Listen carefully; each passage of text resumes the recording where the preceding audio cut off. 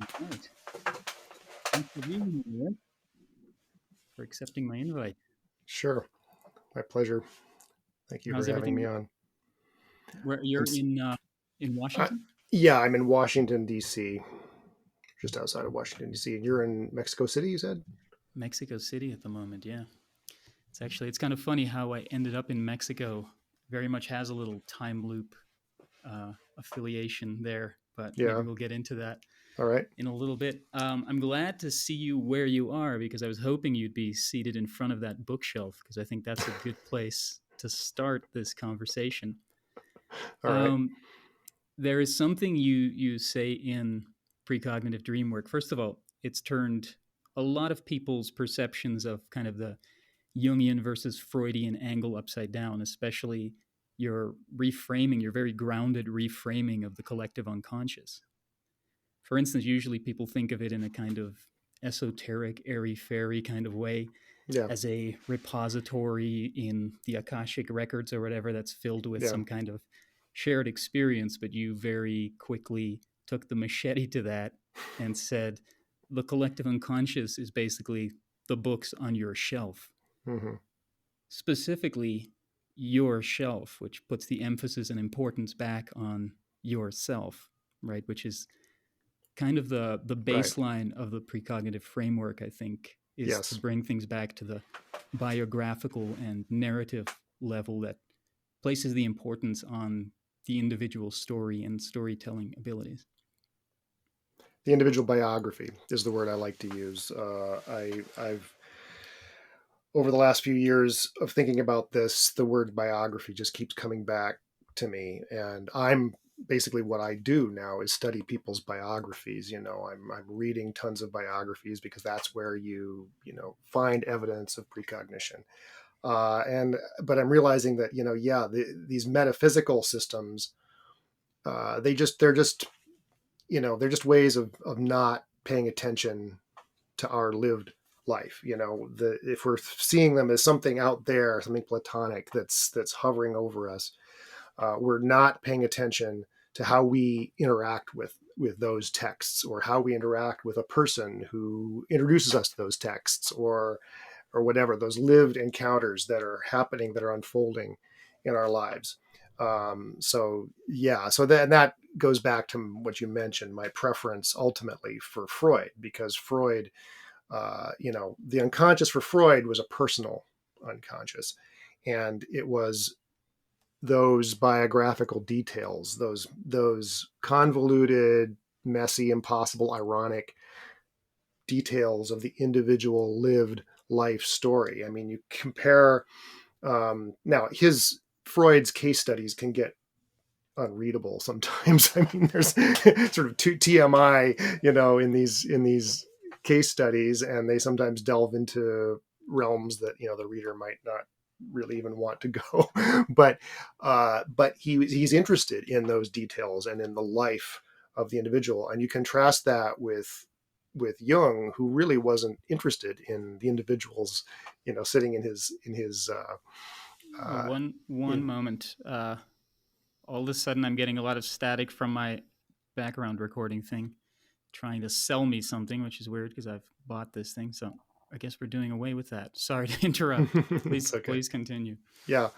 Um, he'll, he wasn't interested in those individual details of people's lives. I mean, he was trying to plug them and plug their experience into archetypes, which, are templates essentially. Right. And so, It's Jungian's interesting because that makes him seem a lot more reductive. reductionist. Exactly. Right. Exactly. Yeah. Exactly. Uh, so yeah, I see Jung as much more reductive, frankly, than Freud. But I'm a Well, recovering Jungian right. myself, so I have sympathy for Well, there's for my still. Jungian readers. I mean, you're basically pointing towards the metaphysical framework as something that trivializes the details and the roles that people, like you're saying, the people that brought you those books are the books. But in a sense, books are metaphysical. Well, books themselves are not metaphysical objects, but words are. They're kind of a co-host in our biological being through which we enforce and construct our worldviews. But what I found really interesting in what you proposed, for instance, and this is where the precognitive or retrocausal framework comes into play, is that, for instance, the example you used is if you have a dream which has a certain aura of significance to it, oftentimes that leads us to do research afterwards because it opens up a kind of luminous void in us that we need to fill somehow with information or patch over into a kind of mosaic, a workable thesis. So what we do is oftentimes we go to the bookshelf or onto the internet to look for an interpretation. And what was interesting about what you propose is that it's not that these interpretations are stored in some collective repository, because obviously, like, even there's Jungian dream interpretation, there's Islamic dream interpretation, there's so many frameworks through which to see what, for instance, a tiger means in a dream, right? Mm-hmm. Ultimately it comes down to the feeling generated from it.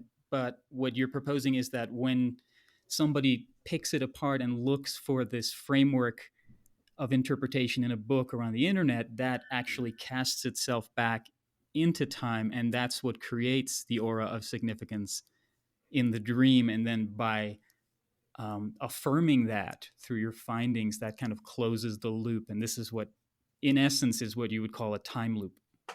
Exactly. Yeah, that Right. was a very, very excellent way of phrasing what I what I struggled in several Right. chapters of my recent book to phrase. So yes, that is exactly right. Well, I mean, that's also my job in that, is to read your work and find a concise framing, which then casts itself back into the book. I had a little thing here that I was going to put in the email to you, but I'll share it now because it's relevant to what we just discussed, which is this the closing of the circuit in the time loop is what you would call the self-consistent universe, right?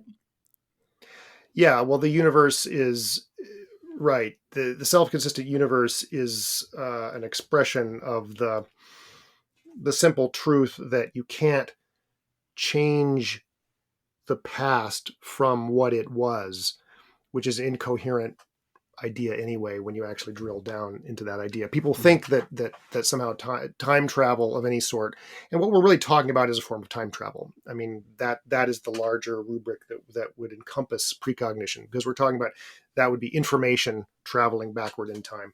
Anytime you have an influence that that travels backward, from future to past, you are influencing the past. But that's different. People will think, well, that means you're changing the past. But no, you're not changing the past. Your actions now are part of the backstory of that thing that you did in the past, which then led to you now. So it's that physicists call it a closed time-like curve, is the term they use in physics to describe what I'm calling a time loop for consistency. But yeah, in a self-consistent universe is a universe in which that can all happen. Time travel can happen. Um, in fact, it may be. I think it's the rule. I suspect that when we drill down into reality, it may turn out that that's what particles are. That time loop. The world may be built from time loops, and so and it's all self consistent. It all works out. Mm-hmm. Um, So what I wrote was the implications of a self-consistent universe is that the time loop is there for future and past to hold each other accountable. The present, or the prescient present, being the handshake of this agreement. that's That's kind nice. of Yeah, I a way like to that. frame Yeah, it. And then I had what you just said about time travel, because of course we have the science fiction framework, and you can't go back in the past, you'll change things, and then you won't be here right now to go, like that kind of paradox. right. I wrote down that time travel, it's not as seen as a means to change the past, but to draw new conclusions from it, reframing it, and even rewriting it, which brings it back to the biographical element. And I know that free will is something that comes up a lot in this conversation, but I've always thought of it as free will is not the ability to alter events, but it's the ability to alter how we feel about them or how we frame them, which I think comes down similarly to, because I mean, if the flow of time, whichever way it's facing, is already moving, like you put it forth as while we're in it, it might feel like we're making the decisions and like we are enforcing our will upon existence. But in hindsight, it's all become finite, and we look back and it's like there was never a choice because it's leading up to where we are anyway, right? Well, yeah, I think free will again. It goes back to that same confusion about changing the past or changing the future from some other future, or versus or yeah. Let's talk about changing the future. Mm-hmm. That I think that's what people sort of think free will means, that they can make the future different from what it was otherwise going to be. But what is that counterfactual that we're imagining? Right. What is changing is the present. You're changing, your actions are in fact contributing to changing the present into a new present, right? I mean, you are making the future. You are, your will, your actions, your intentions, whatever you want to call it, are contributing to that new history. You're adding something to the universe. It's not like somehow our actions mean nothing. I think people, when they imagine no free will, uh, I think they often imagine a few things. Where they might imagine somehow uh, being confined, like in a jail cell, or somehow unable to move, Mm-hmm. or that their actions have no effect on the world, like their hand would pass through an object, and they wouldn't have any efficacy. Well, that's obviously not the case. We're constantly changing. We are contributing to changing the world. But yes, in hindsight, that action is etched in stone. Um, Mm-hmm.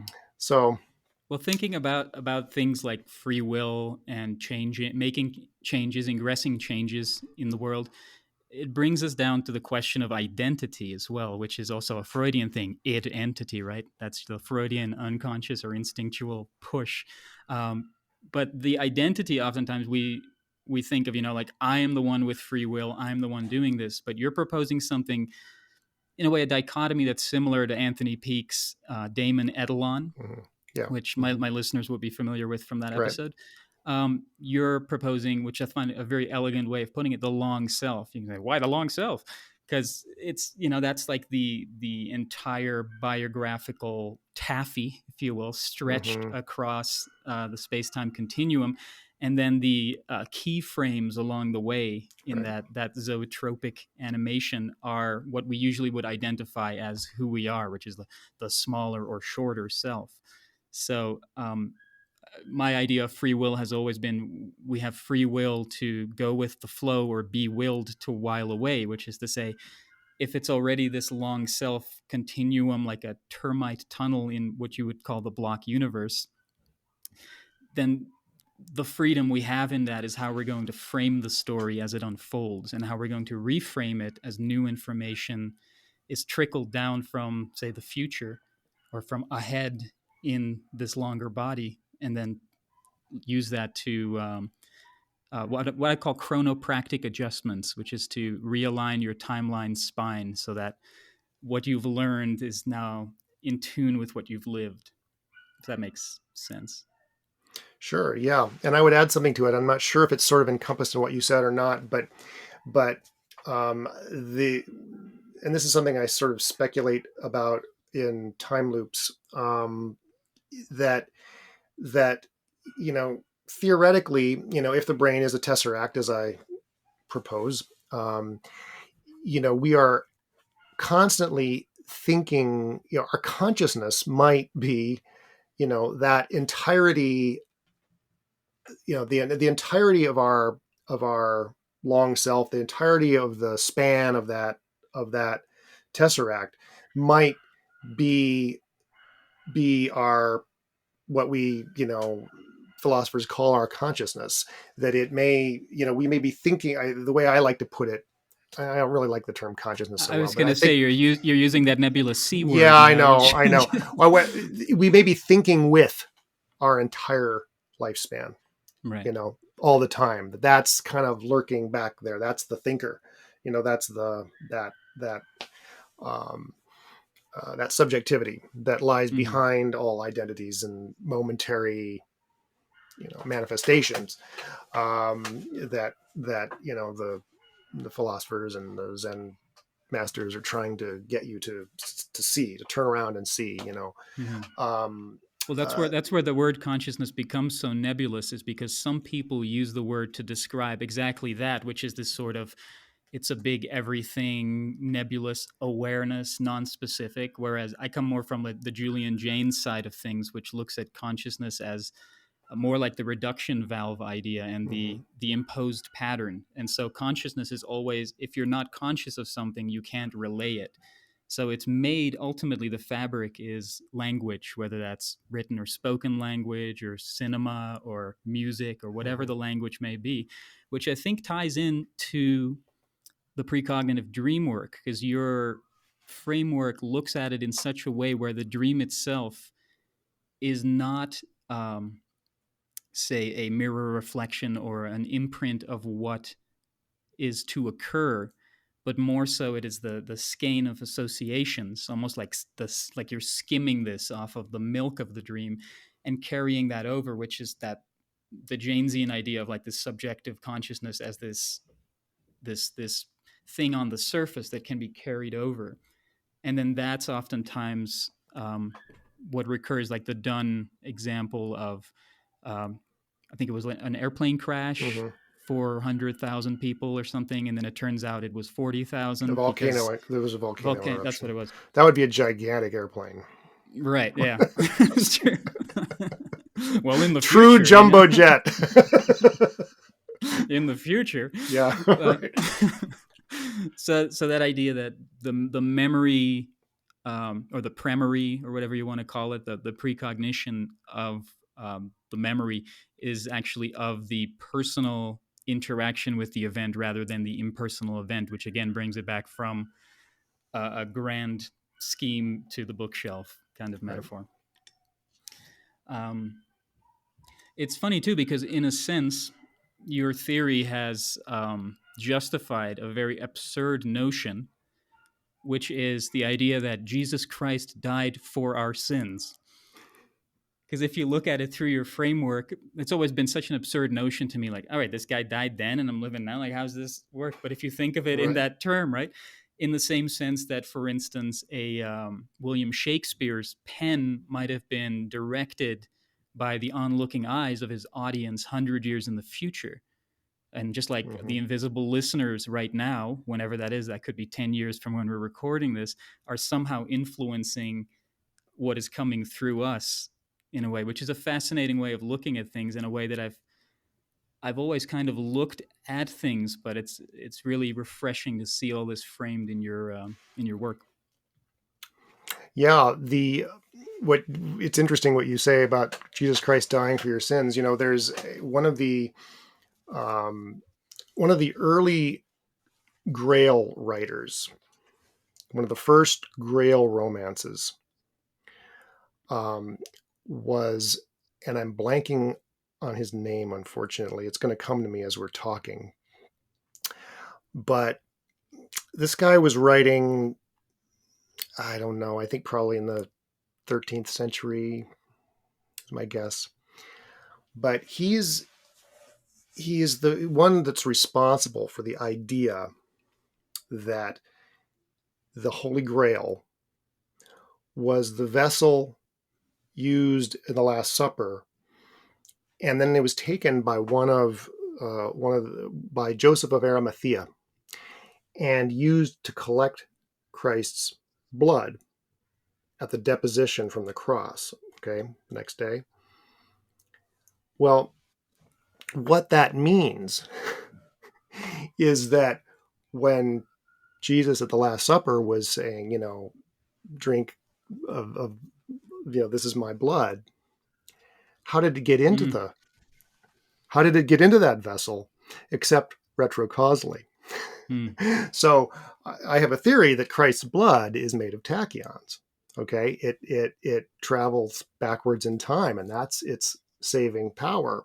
what is a tachyon? Well, a Can you tachyon unpack was that? a hypothetical particle that was proposed in the late 60s by a physicist named Gerald Feinberg. And these would be particles that traveled faster than light and thus travel backwards in time. Okay. Now no one's ever found tachyons, and it's not believed they really exist. But the idea that Christ's blood is it flows in reverse, in temporal reverse, and that's its saving power. But it does raise the question: is it the blood itself, or is it a property of the vessel that Right. collected it? Was that a time machine? So Right. anyway, I love that, and that it goes along with that idea that yes, Christ died for our sins now, Right. and that actually his arrival in Bethlehem was the second coming, Mm. and his Like a so the retrocausal first, second coming. Yeah. it's right. So we're still waiting the first coming Interesting. of Christ. Yeah. Yeah, interesting. Well, it's also because a lot of people, I mean, this is going into kind of a side Christian side tangent here, but there's interesting things to unpack, and we'll see where it leads us.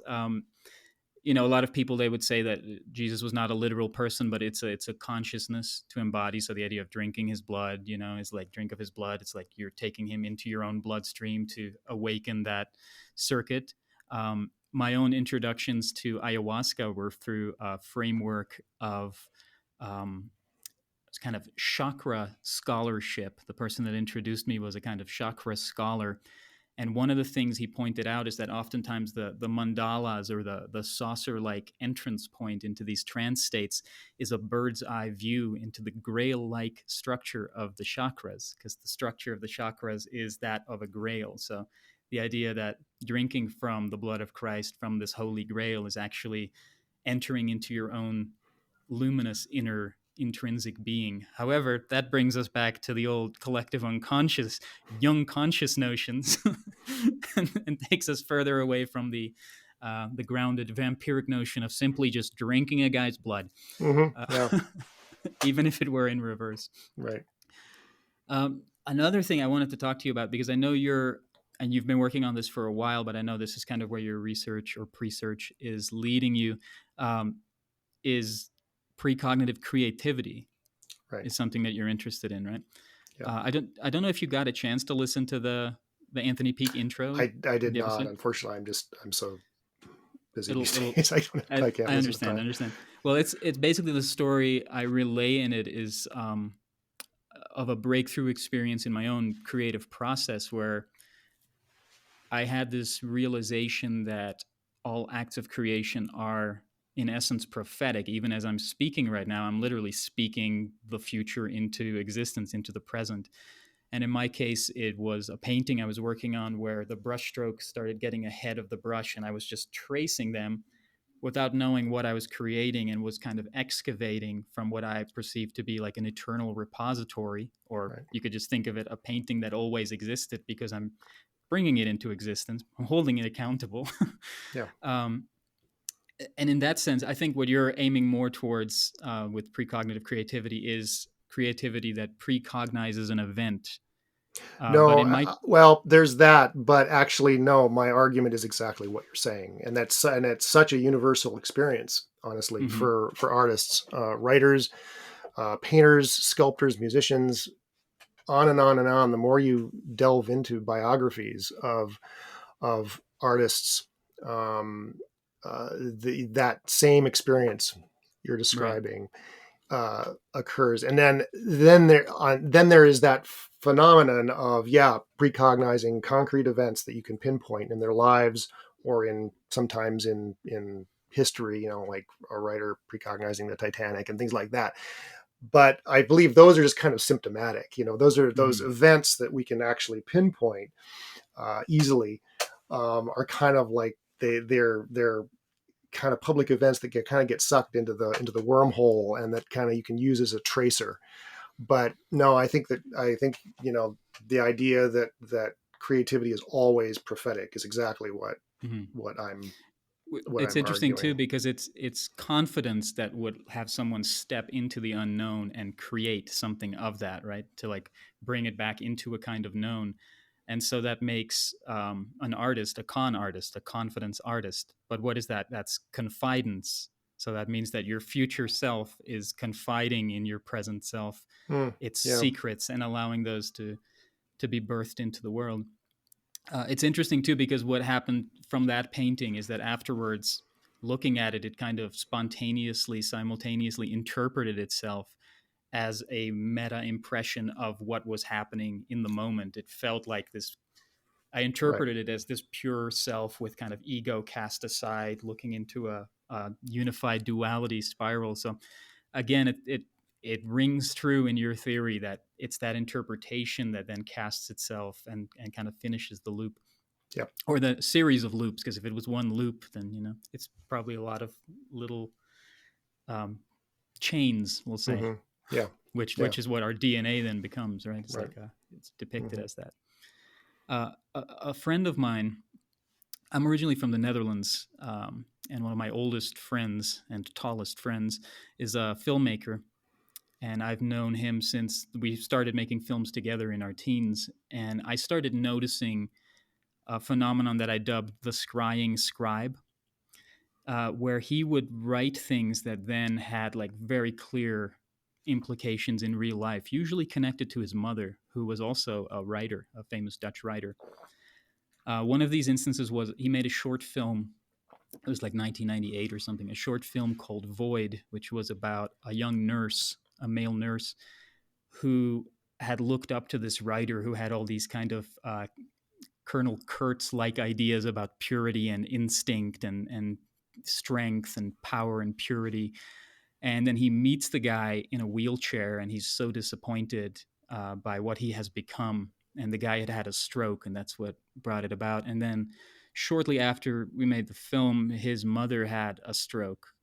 And I at that point I was like, that's interesting. Do you see the connection here? And you're like, the movie's called Void. Like the guy goes into this kind of void space and taps into something.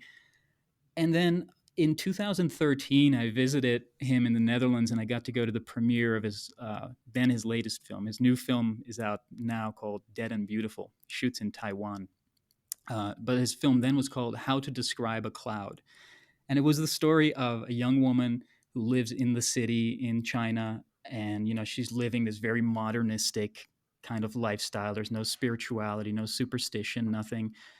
It turns out her mother is going blind or is dying, and so she has to go back to the countryside where she becomes reacquainted with kind of the animistic qualities of life that she has repressed or that modern life has repressed, and she's called to question these things. It turned out his mother was dying of cancer at this time. Shortly thereafter, she was diagnosed, and again, I just couldn't help but notice this thing where, because he would always been like a very rational, philosophical kind of guy, never really had like a spiritual impression. So I read that back to him as like, it seems like through this character, like you're moving in that direction, and you've always had this quality that I've recognized in my own work as well. And I subscribe this to the idea that we're working on liquid crystal displays, which is like a modern crystal ball in a way, right? Hmm. We're literally scrying into the screen, and we're catching glimpses of something that we're then working into words or into whatever a medium is. It's was he open to that? He was. I don't think I've wanted to get him on the show to further excavate kind of, because I've known his work. I know the long self of his work, his body of work better than anyone. So I've wanted to kind of like delve into the journey with him and the implications there, but he was open to it, but we just haven't been able to like pick it apart very far. It's incredibly prevalent. I mean, I've been spending the last few years, doing nothing but reading biographies of pretty major artists that you wouldn't think of as being as being visionaries or precognitive. I wrote about Phil Dick in my first book and stuff, and then he's a rich trove of this kind of thing. But the thing is, you can find it in pretty much any Yeah. writer. The trouble is they don't, most of them aren't paying attention, and they don't have this idea. So they're not either not paying attention, or they're explaining it differently. But Or it's simply not practical. That's an element of it as well, maybe. it's not practical It's to be aware of it, or to be aware of it or to view right. it, or I think you've I think mentioned that's this a in the good book point. too, the Yeah. sense of guilt that sometimes comes up with the sense of having psychic, quote unquote, psychic abilities. that Well, there most is people in our time, would find that irrational, and the idea of psychic abilities has such a taint to it that most don't want to think in those terms. Um, but yeah, there are a lot of reasons why people don't go there in their minds, or it doesn't occur to people to go there in their minds. But there is also, I think, potentially an aspect that it's not helpful. right. So what you were saying, I think, could be true. That I've often suspected that, based on my limited experience with real psychics, that the less they're correct about what they're doing, the more effective they are, Right. and Right. the more that they have some other framing than precognition that may actually facilitate their accessing and utilizing precognitive information. Mhm. It's a hunch, and I don't know how you'd test that, but you know. Well, I think also without the kind of a belief in a retrocausal framework, all these things they can seem just coincidental, right? If you're not looking at it as something flowing backwards to inform an experience rather than the experience radiating an interpretation. So that's kind Yeah. of where the tricky things comes in, and what makes your work interesting is because it actually reframes the way we look at life, which remains enigmatic. Hmm. So we might as well look at it from all angles, right? In that sense. Yeah. Um, on the topic of precognitive creativity, a lot of my work is I work very much from an unconscious space. Um, I do a lot of different things. I'm a painter, writer, musician, filmmaker. And especially with filmmaking, lately I made a short film and I let it be guided mostly by some visions, some impressions, some dreams, and some gifts given to me by the desert of Arizona where I shot this last thing that I made. And what was fascinating, because this gets into kind of the encryption, the symbolic encryption of dreams, and the kind of the misunderstandings of our of the literalness of it. In my case, I caught this impression of a character who was like a I pictured like a saguaro shaman, but I pictured like a classical older Mexican man with a big hat and like a sitting by a giant saguaro. And then I was walking through the desert and I'm looking down and there's a face looking up at me from the ground, except it's not a face. It has a vague impression of a face, and it's actually kind of a dead nest from the inside of a saguaro. So it's actually a piece of a saguaro, but it fit perfectly on the face and has a kind of Rorschach quality to it. And when I started shooting this thing, a lot of it was very intuitive because I'm coming from this kind of animistic um, confidence, let's say, and this kind of precognitive notion that whatever is going to come together it's already in existence. I'm just putting the pieces. I'm not the one making this. I'm just like a precog in the wheel, if you will, just putting the Mhm. pieces together. And then as I was editing the thing and I'm looking at this face, this faceless face, I kind of reveled in that notion that it was a saguaro shaman, but it was a literal saguaro that wasn't the shaman. So Mhm. I think you wrote a Yeah. lot about that. These kind of these transferences in a way of Hmm. imagery or ideas or puns that are unpacked, which also has a very, to put it in the most airy fairy way possible, it has a quality of fey or of a kind of Hmm.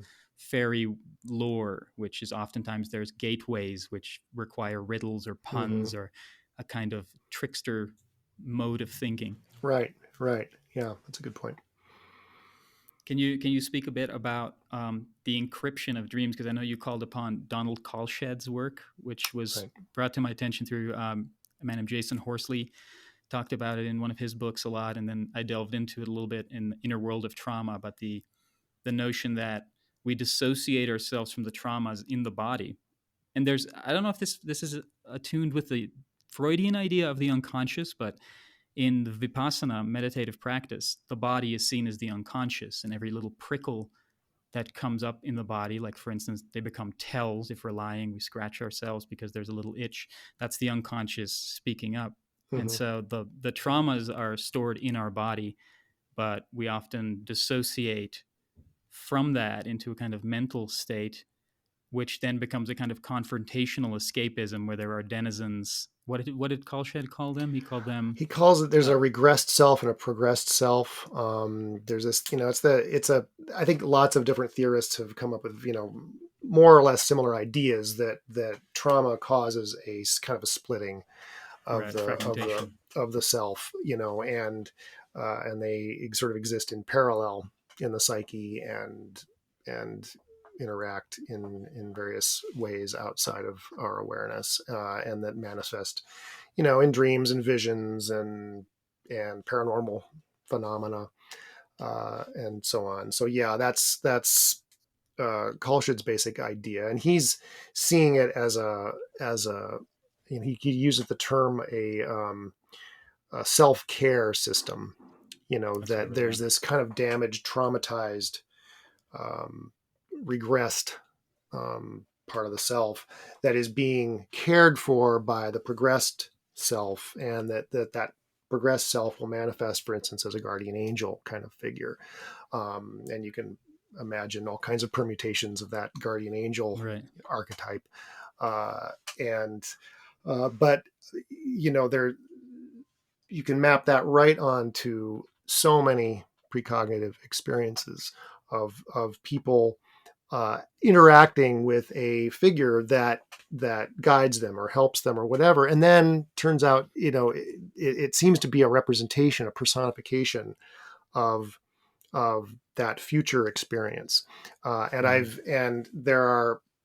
I'm hearing more and more cases. People are writing to me literal experiences, just like the one that Phil Dick wrote about in one of his books, of you know at some point in their life interacting with an older version of themselves, and then finding themselves later in life interacting with their younger self and remembering that interaction all of a sudden at that moment, Yeah. as if they are like literally,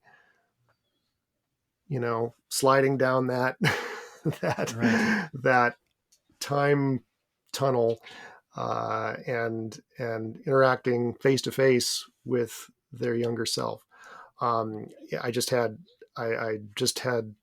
a woman write to me an experience about this last week. It was, quite Mm. striking. She and yeah, it's a very common experience, oddly enough, and it fits right into the that Kalshed idea, and it's not necessarily in the context of trauma, um, But but generally, a kind of like it even fits into the bicameral mind model where sure, there's a kind of um, a more advanced or more aware or less dilated part of ourself that wears a familiar aura or an unfamiliar aura hmm in order to convey information or guide along the path. right. And I think that I'm starting to think that one of the things I should have, well, in hindsight, one of the things I would like to have amplified a little more in the new book is this idea of personification, because dreams personify. Uh, they take objects, animals, situations, what have you, and they make people out of them. And a lot of the people in our dreams are personifications of of non-human, you know, things in our lives that we're about to encounter.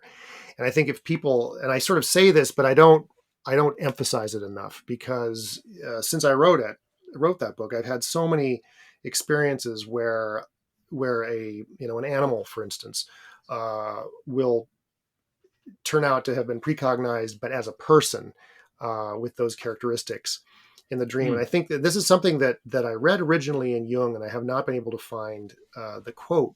But he said that the unconscious personifies, and that's the origin of gods, and so on. That we need to interact with these things in right. our dreams and fantasies and so on. And so, in order to interact with them, we make them into people. And I think that was a brilliant insight, and that really is operative in the dream life. Well, We it speaks turn to a things kind into of people. it, it speaks to a kind of oneric animism in that sense, Yeah. because that's also in lots of indigenous worldviews. Like the river is seen as a person. Right. Like the coyote is seen as a person. Right. In the Western world too, I think corporations are Yeah. considered Right. persons now. They've been Corporations are granted persons. Yeah. personhood. So Yeah. yeah, it's very interesting. It's a few things came up there, to add to the anecdotal pile. One of them was the story of an artist friend of mine who had an instance in hypnosis where she went back in her mind, back in time, and came back to a memory of an imaginary friend that she had encountered in her childhood. And in that moment, she realized that that imaginary friend was her. Like the way she was dressed at this festival with feathers and this outfit was exactly that. And so in this moment, she was going back to visit herself to close that loop. Another one that's interesting is was the first episode of Self Portraits as Other People, which was called Loga and the Order of Multiple Personalities. My friend Loga, also her actual name is Natalie Grew, an amazing artist and oneronaut who has been chronicling her dreams pretty much her whole life, like 30 some years. And she found a continuity of characters throughout that, including a kind of trickster god. And then she started to realize that these different characters corresponded to different parts of her nervous system. And then she learned that she had a tumor on her pineal gland, which perfectly corresponded to this trickster god. So the question became: Right. is this a tumor or a spiritual growth? Are the years of psychic experience coalesced in this growth, or Hmm. has the growth cast itself Right. back into these experiences? Which, of course, there's no answer to that, but it again speaks to that kind of that personification or that animistic notion. Right. Right. Well, yeah. I mean, and to circle back to Kalshid, that's I think the these uh, guardian angel figures or whatever that people encounter as a guide or a spirit guide or whatever, are personifications of of situations or whatever, or personifications of ourselves, I suppose. Hmm. But the fact that we personify so many things in dreams, and dreams are so full of, besides the known figures in our dreams, like, we dream about your wife or dream about your children or whatever. There's all these kind of vague people that are composites, and they don't really represent people. And I think it's important for people to, interpreting their dreams, to really not be beguiled by the personifications in their dreams, and to realize that the people in their dreams are probably not people. Right. To what degree do you feel the emphasis on analysis is important in a dream? For a while, I did a workshop that I gave I lived in an artist collective that was in a former convent, and we had this beautiful chapel space. And I would put on these events called dream theaters, which was a dream embodiment workshop where we would somebody would share a dream they'd have. I would pick out using what and who we had laying around to recreate the dream as a kind of immersive theater without an audience, with live music to lubricate the lucidity. But it was very much based on the embodiment of the dream. I steered people away from analysis, and I wanted them to just like kind of psychomagically tether themselves in the feeling, so that sometimes people would move forward in ways that they couldn't in the dream, which I think was very therapeutic. And in other ways, people were able to talk about someone else's dream when they'd left the room as if it were their own. So that Joseph Conrad's maxim, "We live as we dream alone," was kind of like wiped off the table. But I wonder, uh, in your views, to what degree is the analysis of the dream or the interpretation of the dream important for the unearthing of precognitive treasures? Yeah, not very much, honestly. What I think of as, or at least not interpretation as it's generally understood, trying to find the meaning. Right.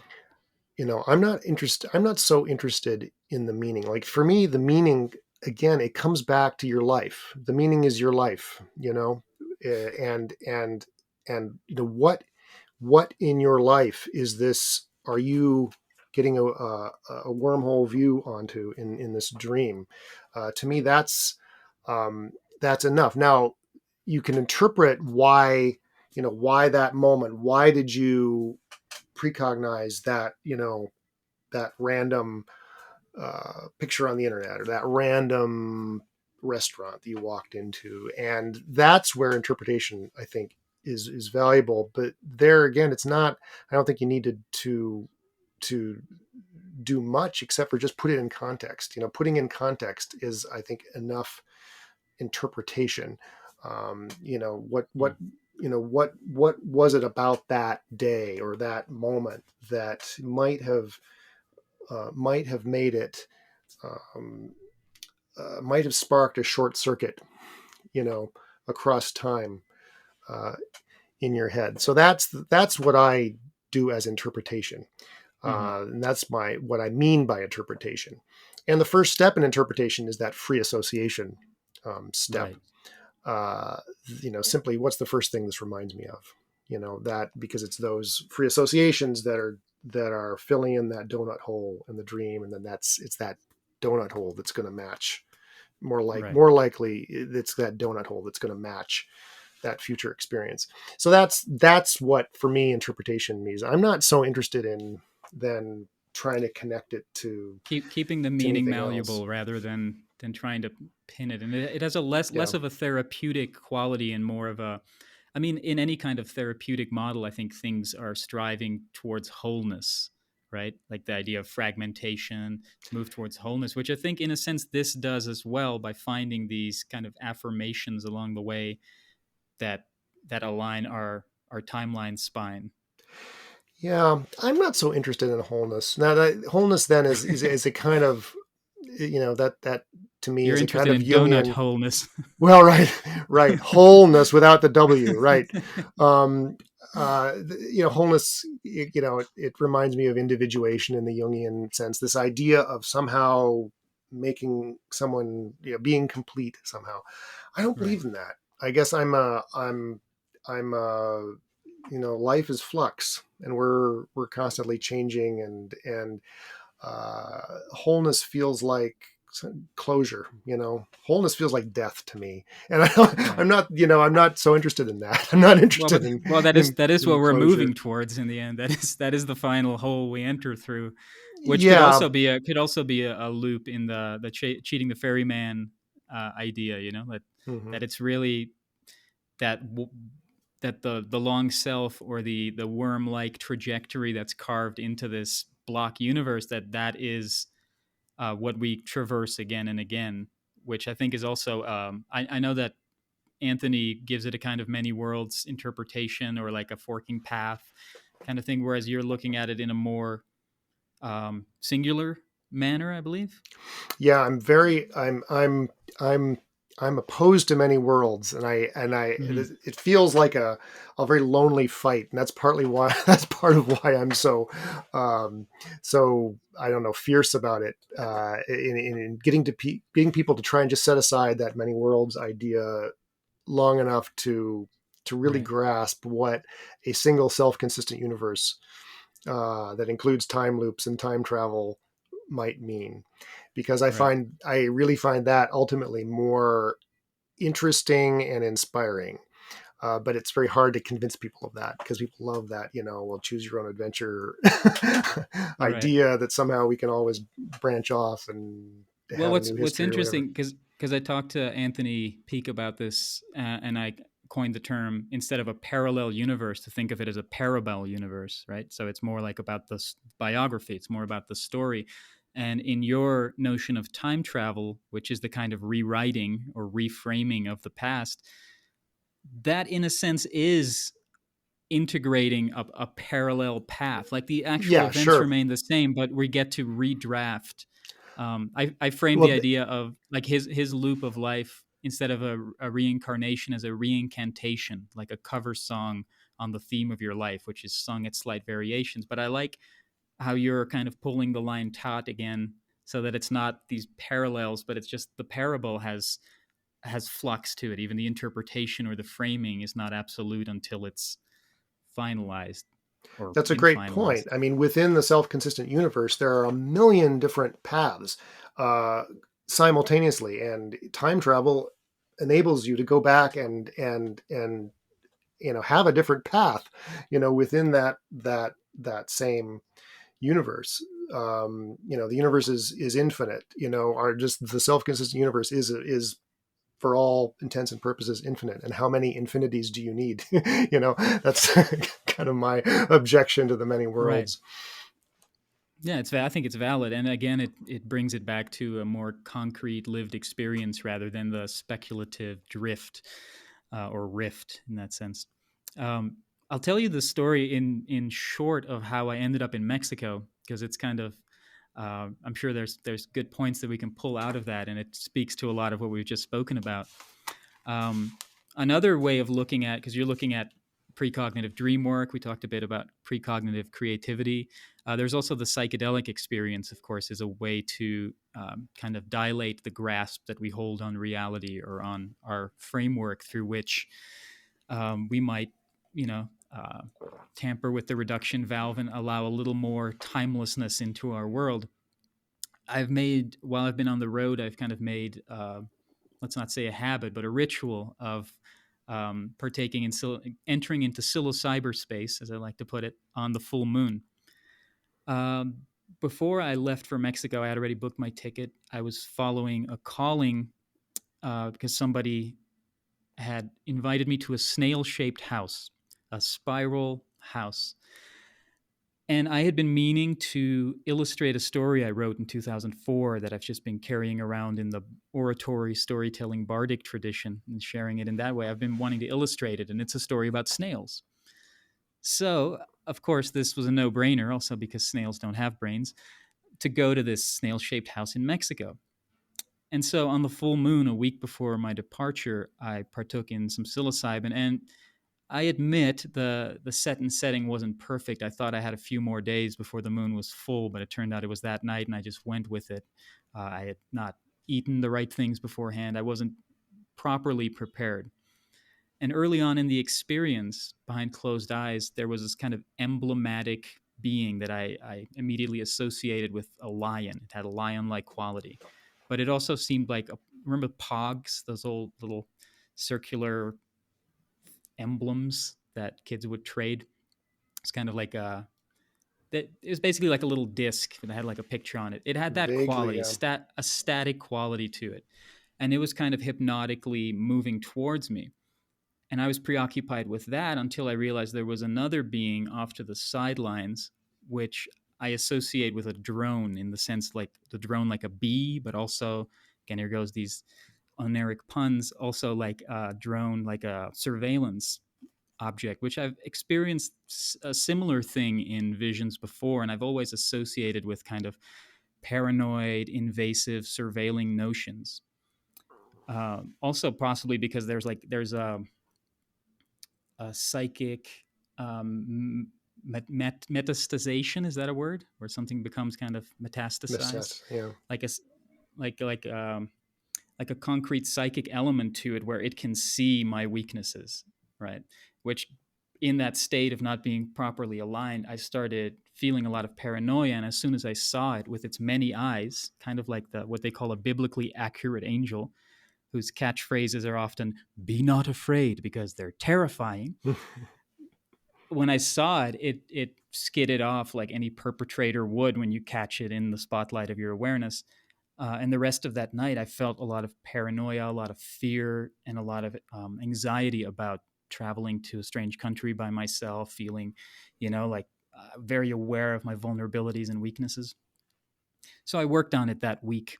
There was also a vision at the end of the night, very sci fi, Mobius, Fantastic Planet kind of vision of these beings along a lake, almost like animals around a watering hole.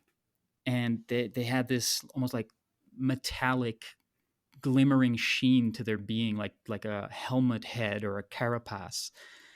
And they lifted their heads like you would imagine the brontosauruses lifting their necks as they see the comet streaking towards Earth. But they lifted their heads, and there was what seemed to me like an enemy spacecraft, like a sentient spacecraft, like the kind foretold in Jodorowsky's Dune, the kinds that they designed that were like beings too. And as it moved across their sky, they all held it captive to their attention, and they moved it to crash down. And it was very clear to me they weren't just following its trajectory, they were bringing it down. And so a friend of mine, when I told him the story, he said, "Oh yeah, that's a great lesson. They were basically showing you that your fears, if you hold them in your attention, you can move them, right?" Mm-hmm. Which felt like very affirming.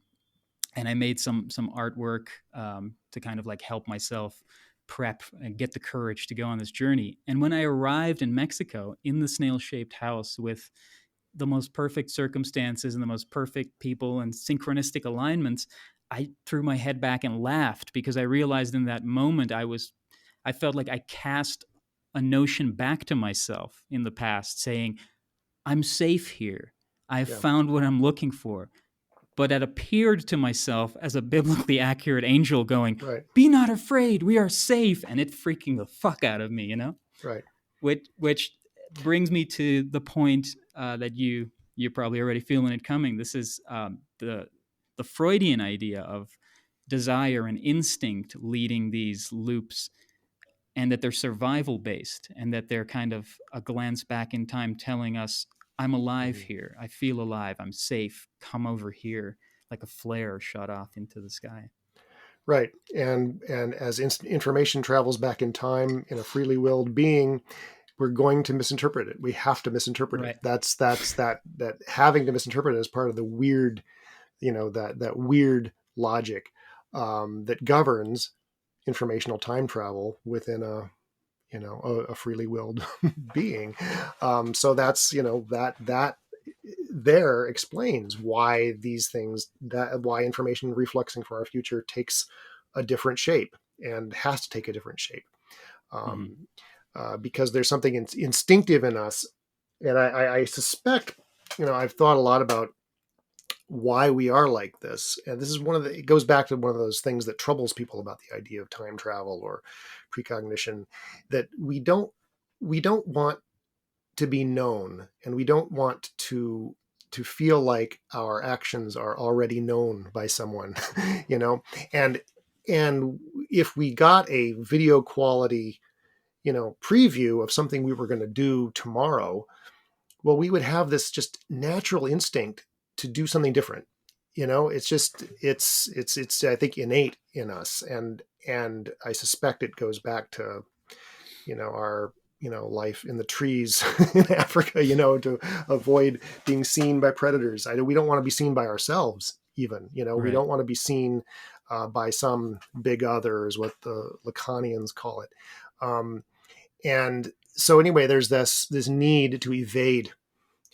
And I think that kind of is part of why precognitive information is always unclear. It's always disguised, because that billiard ball, the metaphor I always use is shooting a billiard ball through a wormhole at its younger self. It has to deflect itself back into the wormhole later to create that loop.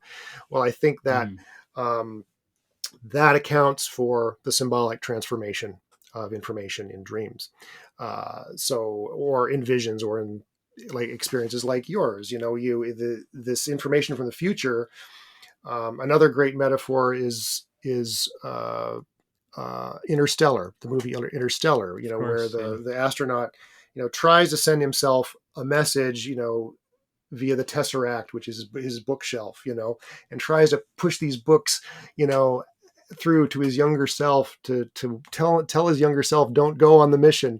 But of course, his younger self doesn't have the context to interpret it correctly. So he, Right. in fact, goes on the mission and creates the loop. But also the fact that he has to put the same message that he remembers from that younger self, right? From having seen that as his younger self, he knows that's probably the only message he could put out there to stay self-consistent. Does he? I can't remember the film well enough. It's been a couple of years. Is he doing what he remembered from his I mean, youth, or not his youth? Maybe he's just I instinctively think he's doing it, instinctively doing it. but it has to be the same thing, right? Yeah, it does. But you're never going to you're never going to remember that. That accounts for that quality, right. that when these things happen, when these experiences of self-visitation across time happen, people never remember it until the moment it's occurring. Right. It's like, oh my God, yeah, this, they suddenly remember it. Um, Hmm. and if they didn't, that it wouldn't have happened because there has to be that surprise quality, Right. or else they would try to evade and create a different future. So it's, because of that need to feel like we have free will in the sense of somehow not, creating a different future from one that's somehow written in Right. the stars. Uh, we, our brains transform information from the future symbolically.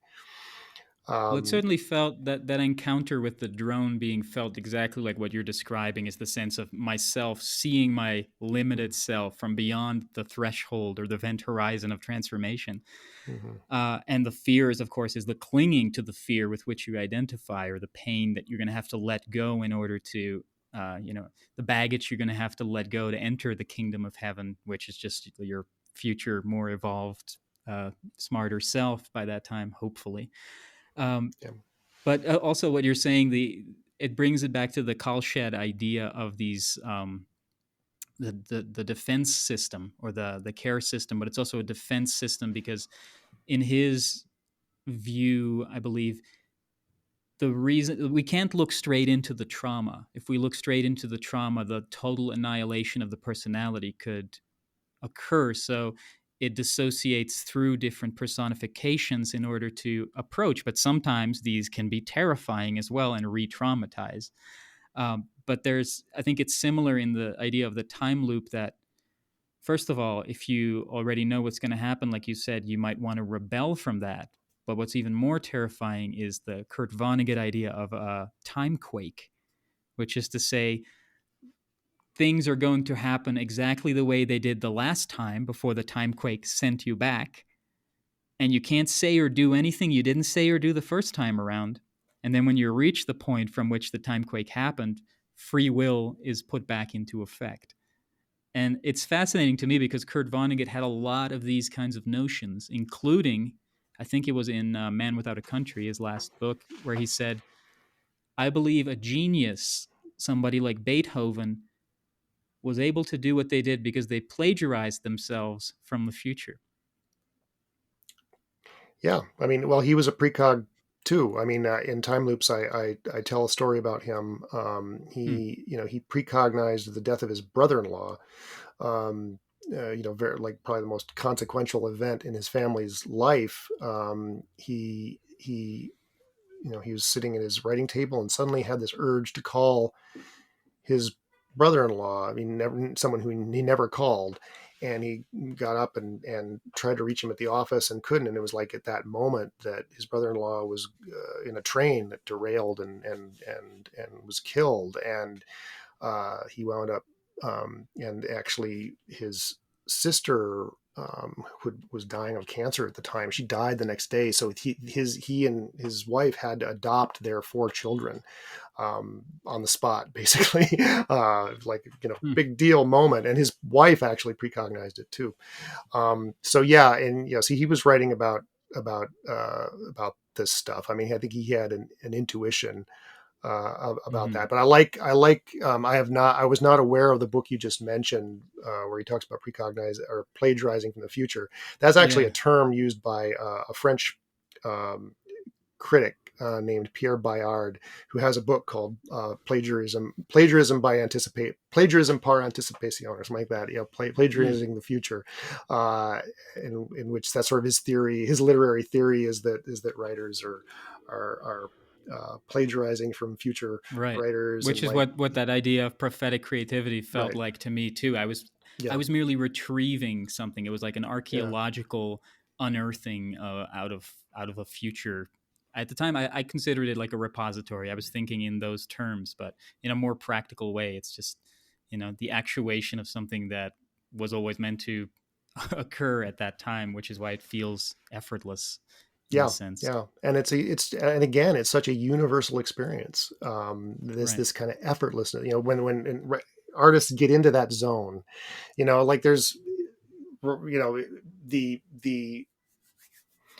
people who write about creativity, psychologists who write about creativity and so forth, will just insist again and again, well, it's all about the hard work. It's the perspiration, 99% perspiration or whatever.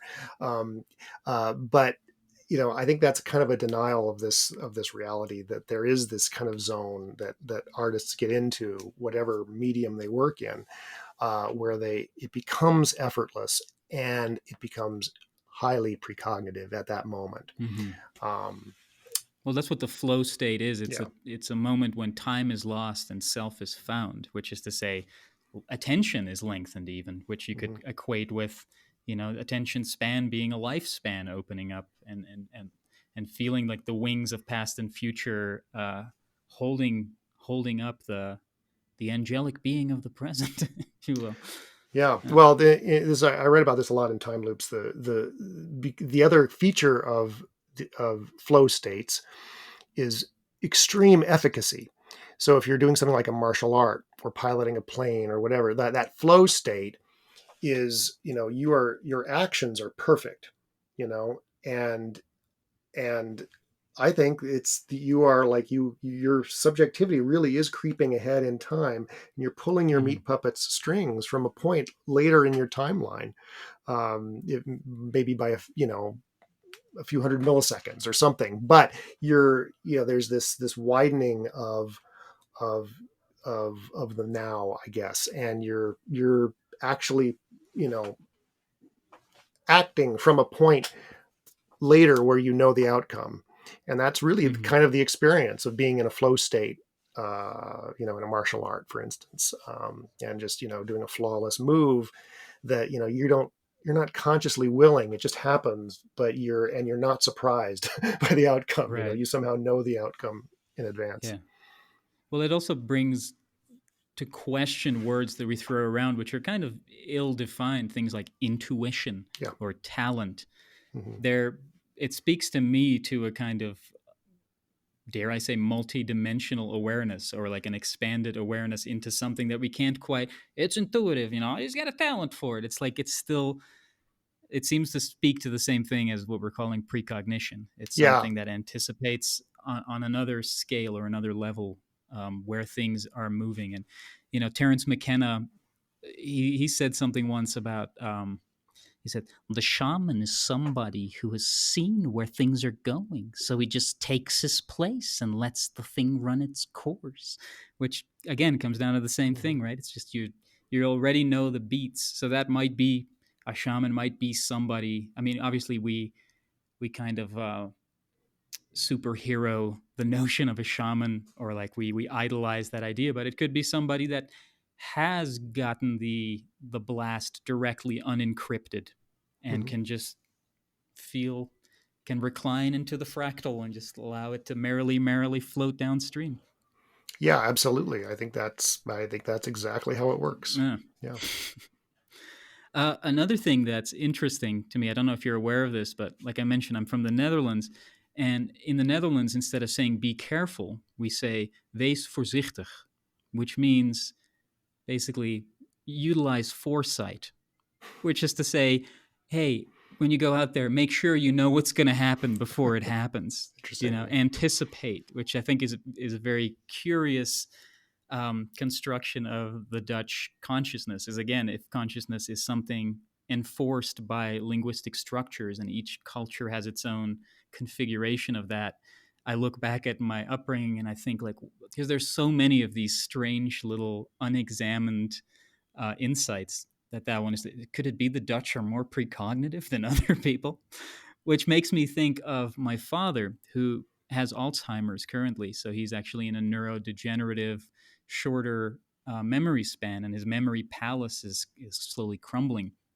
But in his younger years, he had a lot of psychic or precognitive experiences, which I used to think of them. I thought a lot about a lot of my experiences as a sort of remote viewing, or these kinds of frameworks. But you've called me to question that as well. When I heard you on Artists and Aliens talking to Stuart Davis, you mentioned the experiments of remote viewers, and that what they were actually most likely catching were not remotely viewed instances, but were the later revealed results. which I think is, again, like a very elegant way of bringing it down to earth, and tethering awareness back into the loci of our actuation, rather than thinking of the soul or the astral body as something that moves, freely, and yet still somehow separated through the world. And in his experience, my father's experience, one of them was he was driving on a business trip from the Netherlands to Germany when, as he describes it, as he's driving, his vision went black, and it was like there was a screen, and he saw my sister, who was then 15 months old, crawling in the garden towards a watery hole or something. I don't know what it was at the time. I wasn't around. But he freaked out, and he started saying, like, no, no, don't, get back, get back. And he pulled over the first stop he could find, called my mother. He said, where's Esther? And she said, she's playing out back. He's like, go out there now. Don't ask. Go now. And she went, and he waited in anticipation. And of course, she found her there, like almost falling into the hole, and came back on the phone and was like, what, how did you know? What was that sort of thing? So that story, and for instance, the story I told you about Loga with the pineal tumor, have you come upon a lot of precognitive instances that seem to be tied to later neurodegeneration, as if almost like the candle was burned too hard, the dilation was too bright, that it might have fried circuits ahead in time? That's a very interesting question, and no, I haven't. Thank But God. Well, thank goodness. Yeah, no, that's quite. Yeah, no, Because it but makes me think also of the movie Phenomenon, was a great example of that. Of course, it's fiction. I don't know. Do you remember that one? I The have John not seen it Travolta actually. movie from. I haven't seen it. Well, let me give you some spoilers. All right. I don't know if it's worth revisiting even. It's now just popping into my head because it's a similar story. It's like a guy who has psychic abilities or develops psychic abilities, and then it turns out later on that he has a brain tumor, or similar. Terence McKenna is another example. Of course, a very eloquent, visionary bard who then, I believe some people have even said he had a mushroom-shaped tumor. I think that's probably I read that, yeah. some embellishment there, but which is, of course, a pareidolik notion, mushroom-shaped. I mean, you could probably spot another shape in there. You could have said it's an upside-down dick-shaped tumor, but probably not as on brand. But no. Yeah, no, that's an interesting question, and now it's something I will pay attention to. Cool. To see, but yeah, I don't have any. I can't think of any examples of that. Yeah, because it's interesting to me, just especially in the case of Alzheimer's, the idea of memory expanding or remixing or time shifting, and then that one later on, it becoming compromised in such a way. Let me see. I had a few more talking points here somewhere that we could touch on too. Yeah, it's interesting because I had my own experiences that I had originally framed as being more like a remote viewing sort of thing, even though there were these kind of scrambled elements to them. One of them was kind of upsetting in a way because it dealt with a girl I had started seeing, and there was like a very close connection, and I was able to see where she was at some point and brought it up. Turned out it was correct, and there were all these other elements playing out in it which were irrelevant at the moment until 2 weeks later. She told me a story when she visited the same place. Certain things there had gone down, which I read her back the dream, and I was like, that's crazy, uncanny. So to me, that kind of amplified the sense of the connection, or a sense of predestination, or it being meant to be. So when that connection shifted into something else or devolved, I had a hard time shaking that feeling of like, then what the fuck were all those dreams about? Like, what the hell was that? And so your book actually helped cope with that in a way, or reframe it in that the telling of the event casts itself back and encrypts itself into the dream format, which is, it's a relief in a way, because it snips the wires of any undue attachment. Well, yeah, that's an interesting way of putting it. I think some people resist this idea, people who are, very open to paranormal experiences and psychic experiences, they resist the idea that it's all precognition, because they want to believe in that connection, that transpersonal connection. Um, but what I would emphasize Well, it's is that, still there, isn't it? well, not directly. The point is, what these experiences are directing you towards. They're really about those real world connections. They're the real connections, Right. the physical, interactions, and the moments of togetherness, with other people, where we're sharing, telling the dream, and like, oh my God, that, it's that moment. And then of course, in both Mm. people's minds, they're thinking that there's some, transpersonal thing going on, but no, it's that moment. Again, think about that, that, that event, that Yeah. experience, that real world experience is what it's about. And it's what, precognition is orienting us, always towards real world encounters, in our lives with other people and with information, Hmm. uh, so yeah, so it's, there's, it seems to be sort of taking away a kind of, nebulous, uh, connection, but it gives it's really orienting us towards something real, Well, something very it real. inverts the notion. I think, like, rather than thinking of it as um, you got a peek up the universe's skirt or the wiring behind the board, it's like you're saying, it's the moment of sharing the dream or of sharing the experience that casts itself back to be important enough to be included in our dreams, Hmm. Yeah. which is almost like that's where the, because you could have chosen any moment or anything and cast that into your dreams, but it's that those instances are numinous enough on a concrete earth-based plane to be cast into the oneric. I think is it's an inversion of the idea, but it's just as Hmm. meaningful in that sense. Right. Let me see what else I had. Do you still have a little bit of time, or you? I hear some children crying in the Yeah, it's background. yeah, I can give you a little more time here, but I'm there may be It's there may be running out. Yeah, crying. sure, sure. Let me see here what else I had lined up. Um, yeah, it's that notion of safety or of survival is very interesting to me, because one of the biggest and almost literal dream induced time loops had to do with a time when I was working at a pot farm in Northern California. And when I was originally invited on board, talking to the guy on the phone, I felt this dark feeling that I didn't understand at the time. Again, this encrypted future transmission, I would later find out. Hmm. So I just went and I was like, well, I guess I'll find out what that's about. And then one morning I woke up and I'd heard somebody yelling outside. And so I asked, hey, is this person yelling outside? And they're like, no, he's still asleep. I was like, oh, I must have been dreaming. And then a week later, I was having a dream in which a little toy cop car pulled over a truck with a bunch of psychoactive cacti on the back. And then I started hearing that same screaming outside again.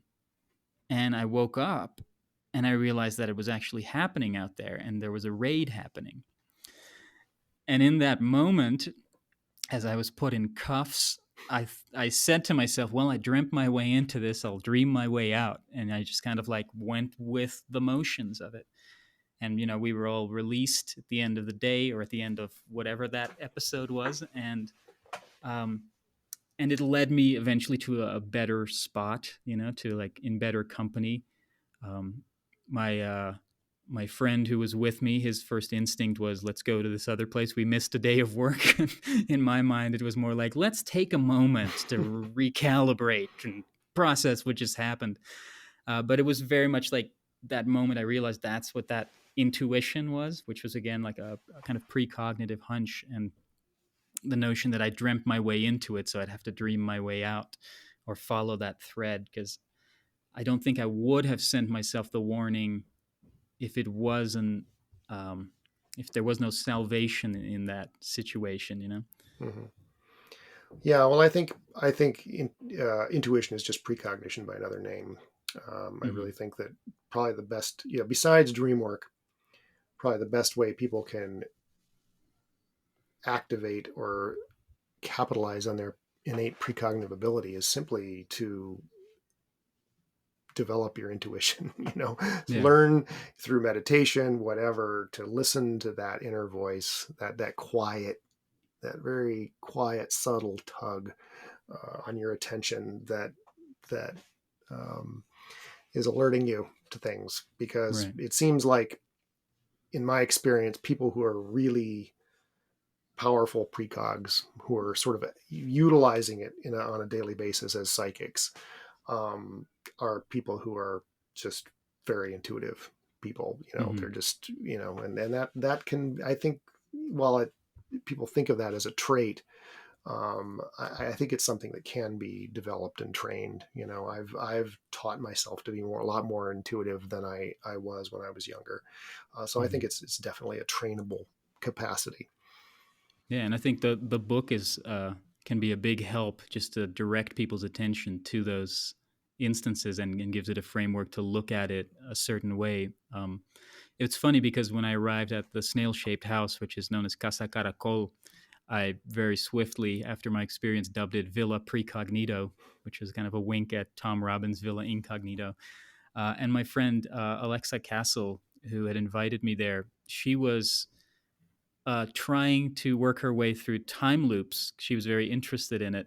And I said, I've tried to crack it. It's, I hear the first part is pretty dense, but I did read Precognitive Dream Work. So I think you should start with that one. It's very accessible. And she said, oh, I have that one too. And she started reading it and very quickly just, started plowing into it. And there, that whole space there is very magical and synchronistic. And we're all kind of like pushing in that direction. So things are very swiftly starting to happen accordingly. And she started to figure out that she wants to use it to try and win the lottery, of course. But she found a pretty good loophole to actually do that. And it's to make sure that you check the numbers before you go to sleep every night. Because if you had the example in the book, right, of somebody that dreamt the lottery numbers and then told somebody else to buy a ticket or something. Is that what it was? There's a lawsuit that ensued or Well, something. yeah, there's that. Right. I think that's a footnote in the book. Yeah, there's a case in England where guy, what was it? He had a dream and uh, told his boss to buy the ticket. I forget what happened, but anyway, Right. then the boss won, but wouldn't share it with the guy until he could Right. prove to the judge that no, he did it because of my dream. um, Right. yeah, But so I true. thought that Yeah, was that was a pretty good way to kind of hold that accountable. sure. Yeah. Actually, I wrote after. It always happens. It's happened with both of my books. Like after the thing gets published, then suddenly people start sending me, you know, examples that would have made the book 10 times better that I just didn't know about beforehand.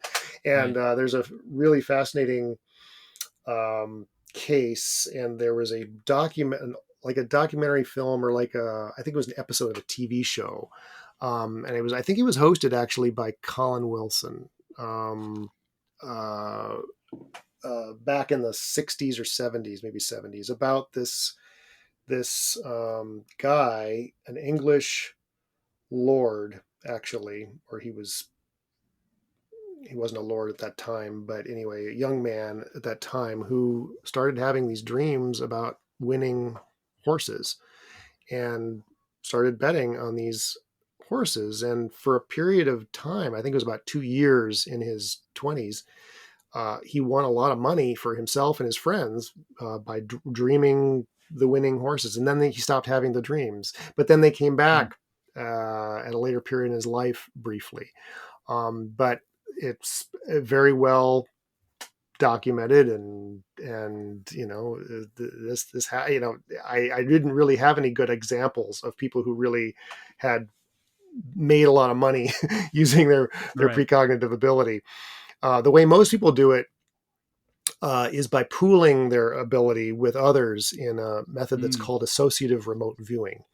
And this is actually being used a lot actually in Las Vegas and stuff like that, where you get a lot of people together to, and what they're doing is not trying to remote view or not trying to precognize the actual outcome. Say, uh, I'm not say, they'll do it with the stock market too. So, whether Mhm. stock goes up or down, they won't like try to precognize that, but they'll have a confederate who is going to present them a piece of feedback depending on what happens. And so they're trying to precognize which piece of feedback they get. So you have sort of a team sport kind of thing. You Yeah, have to yeah. sort of pool everyone's ability, but apparently it really works. And so there's that too. Well, at any rate, cross-referencing dreams, I think, is a great community building Yeah. tactic. I don't know if you ever heard of the Senoi Dream Tribe of Malaysia. I Uh, have heard of the Senoi. I yeah. didn't know they were So called a this, dream tribe. well, I might be adding that term, but they were the Senoi tribe, but they were known for basically seeding what is now known as lucid dream technique in the Western world. Mm, So they're, from what I understand, and my research in this is very limited, but what I understand, they're a tribe that has very little uh, violence and mental health issues. And people think that in part this is due because in the mornings they share their dreams. hmm, And if a child says, I was chased by a monster, here you'd say, oh, that's just a bad dream, you know? But they say next time you confront it, you defeat it, and you claim a reward. hmm, It'll be like a poem or whatever, a song or a dream object. Always move towards pleasure in the dream, like these kinds of, they hmm. have like all these tenets set up which helps them basically exercise taboo in a lot of ways, which I think is where a lot of neurosis comes from, right? Is Right. repression. So the dream world becomes a sort of virtual reality playing ground in which to, release all that kind of stuff. That's great. Yeah, I'm gonna have to learn Yeah. more about that. Another anecdote that's relevant to where I am now is I just met up with a friend of mine who we'd only known each other. She heard me on a podcast once, reached out, we became friends. Very talented artist. She ended up in Mexico City at some point and joined a kind of commune or collective, which based a lot of their ideas on kind of Osho's ideas and their practices. And she was getting a lot out of it. But also, of course, like when I hear like something's based on Osho kind of stuff, I'm a little wary for keep an eye out for cult like things, you know. So she was always able to come to me and we could like process kind of what's going on. And at one point, I had this dream in which I saw her among the group, and they were all kind of like wearing like the red kind of sannyasin outfits. And there was this woman in this kind of Wonder Woman outfit who was in charge, and it seemed very culty. There was a treasure chest I was digging through for some magazines, which seemed like some kind of relevant part of her that had been like put in a treasure chest. And then I was telling her about it on the phone in the dream while gazing into a clear pool of water, which I'm now thinking of as kind of like the cenotes that I've seen out in Tulum, very clear, crystal clear waters. And in the water, I saw this little baby narwhal, cutest little thing. I did a drawing of it because I just needed to have like a visual note of it. But as I'm telling her about this, I keep calling it a baby beluga. I'm like, you won't believe this little baby beluga right here, even though it's clearly got the sword on its nose. And then the little thing kind of like sputters off and follows a thing that it's just assuming is its mother, even though it's a killer whale. So I I talk to her and I tell her about the dream, and she's telling me about and then like a few weeks later or something, she's telling me about having gotten a vaccination and that she came back to her commune and that they wouldn't let her back in. It was this kind of like really weird reverse anti-vax kind of mentality where they were Hmm. afraid they were going to catch the vaccination or something. I don't know what their logic was. So I was kind of satirizing the whole thing. Um, and so she was kind of like shut out for a while. And after I talked to her, I was staying in Arizona at the time, and I drove to the post office, and there's a restaurant called Baby Beluga. And I'm just like, right after she like told me about this woman who was in charge that was not letting her in, like the whole Right. thing was just like so blatant, you know. Right. Hmm. And I felt that was so important, the drift of the actual thing I was seeing and what I was calling it. And I was like, why am I'm aware that I'm doing this? But it was again that transference to this actuality. Hmm. And so Right. while I was hanging out with her here, first time in person, and she seemed a little absent-minded or like had stuff to process, and um, we're sitting in a restaurant, and at one point, the waiter is asking her a question, and she's just zoning out. And I'm like, is she just having a really hard time deciding if she wants this side of guacamole or Hmm. not, or what's going on? So I wave my hand in front of her, and she kind of snaps out of it. She goes, "Oh, wow, I was in New York with my friend," which is, she had got a ticket already. She was going there, and I was kind of pushing in there. I'm like, that might have been a precognitive glimpse at where you're going. And then the story as it unfolds was that she came to realize that the place was a cult, that it was a kind of an abusive situation, and she was leaving it. And I was like, I have a feeling that New York is going to be good for you. And now she's there, and I'm like, is it the New York of that dissociative moment? She's like, it is. It's super powerful. So it's like another beautiful time loop escape hatch right Right. there. Right. Really interesting. Yeah. Yeah. Well, Eric, I think that's probably a good place to cap it, unless there's something else that you want to share. Do you want to share with people where we can learn more about you and your work? Yeah. Well, my books are available, wherever books are sold on the internet, and the new one is in bookstores, I believe. Um, I my blog, which I just don't have time these days to contribute much to, is called The Nightshirt, but people can find my podcasts and webcast appearances on there. And I'm on Twitter at The Nightshirt. That's my only social media that I allow myself. Um, but I can be reached on there. And my email is in my new book. I love to hear people's dreams that they've had as a result of the practices in the book. So I encourage people to reach out. Cool. Also, I wanted to plug the article you wrote that's on your blog about the passion of the space jockey. Mm. I reread it, and in preparation of this, we didn't get to talk about it because I feel like it's a different topic altogether. But it's a fantastic piece, and I really enjoyed that as well. Oh, thank you. So, well, maybe we'll get into Great. that in a future Future. loop. Sounds Yeah, good. great, man. I'm going to stop recording if you'll stick around a bit for this thing to load